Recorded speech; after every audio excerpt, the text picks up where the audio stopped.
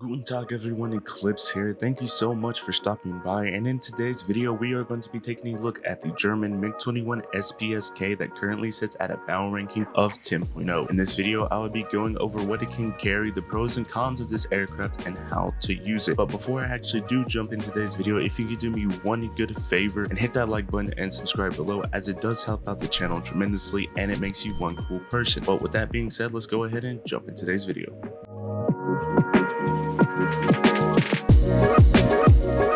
So I just wanted to say right out the gate, getting footage of me doing decent in this aircraft was the most challenging thing I could have ever done in War Thunder. This thing being a delta wing, any sort of micro movements or large movements will cause you to lose all of your speed, but I will explain a little bit more in the video. But first things first, I will display the stats of this aircraft on screen right now so you can have a look at the speed, turn time, SL, and RP boost. Now with the stats out the way, let's go ahead and talk about what this thing can carry in terms of hitting air targets and what it can carry in terms of hitting ground targets. So to hit air targets, this thing has access to two R13M1 missiles with the countermeasure pod, as well as two R60s, again with the countermeasure pod. Then you have the option of taking the countermeasure pod away in favor to hold two radar guided R3Rs and get two of those, and then two R3Ss. Then you have access to the non-radar variant of the R3Rs and you get four of those. And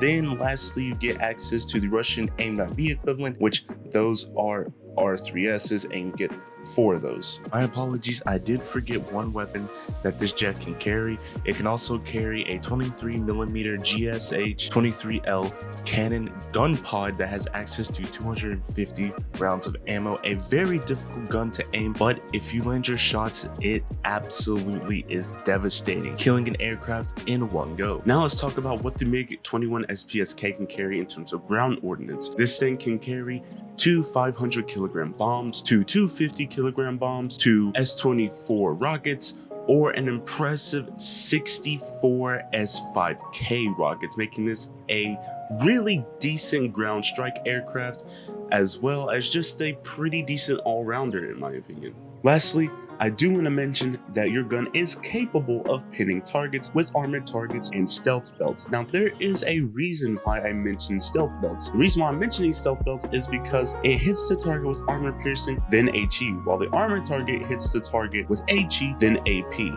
So if I was you, I would test the stealth belts first. Then if you're not getting any kills with it, then switch over to armored targets. Now let's get to my favorite part of today's video, and that's talking about the pros and cons of this aircraft. To start off positive, let's start with the pros. The first pro is that you have access to the two R60s that can pull 30 Gs. These missiles are absolutely amazing and can kind of BS anyone that tries to pull, because they think that the R60s can't pull as much as they do, but that 30 Gs really helps a lot. The downside to the R60s, however, is that they're very susceptible to flares. So if you are going to be using the R60s, which I recommend that you do, you need to hit a target that's either slow or not paying attention whatsoever.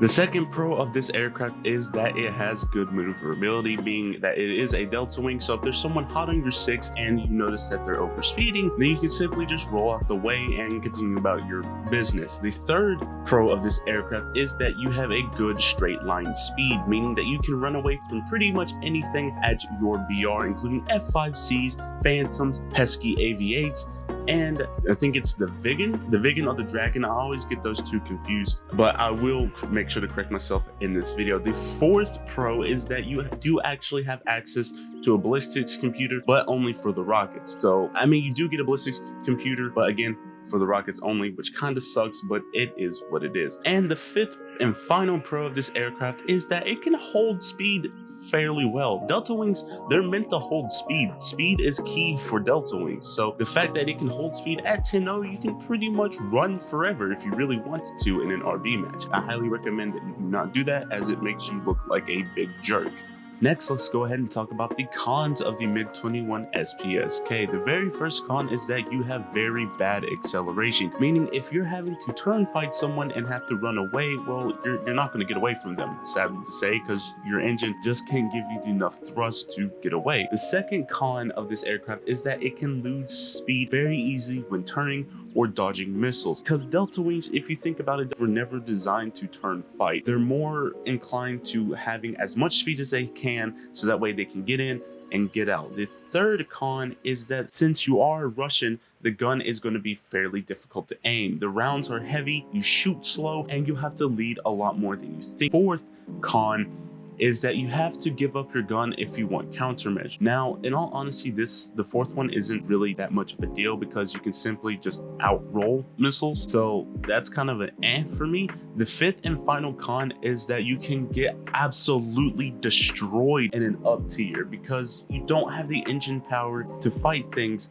that are 10-3 or 10-7, and you'll just get completely ruined. Next, let's go ahead and talk about the final thing of this video, and that is how to use this aircraft if you have it. How I've been using it is in boom and zoom tactics. What do I mean by this? I mean is that you should get high and at the start of a match, clear anything that's up at that altitude or let your friendlies deal with it, then work your way down, keeping as much speed as possible in the process. So that way, if you miss a target, you can run away. You never, ever, ever, ever want to turn for any reason. Speed is key in this thing. If you have no speed, you are dead. Don't try to dogfight F5Cs because they can keep speed unlike you, and then they will completely just rock your world. You can kind of dogfight F4Cs because they can bleed a lot more speed than you can, but they can recover quickly as they lost that speed. So just keep in mind of that. Always know where your allies are because you will get targeted 99% of the time because you are an sps-k. So if you have friendlies nearby, then most of the time enemies won't pay you any attention. Now, do I recommend that you should get this vehicle? Absolutely not. This MiG by far is one of the worst MiGs that I have ever flown in my 10 years of War Thunder. The cons outweigh the pros for this thing. And if you have this aircraft and you still want to fly it despite this video, then there's one quote that I want you to remember. And that quote is 1,000 days of lessons for discipline, 10,000 days of lessons for mastery by Miyamoto Musashi. Meaning practice makes perfect, because if you screw up in this thing without knowing how to fly it, then it will screw you in every which way that you could think of. But that is my review on the MiG-21 sps-k. I hope you enjoyed this video. If you did, then please hit that like button. If you didn't, leave a dislike. Subscribe if you are new around here. This has been your host Eclipse, and I'll see you in the next one. Take care.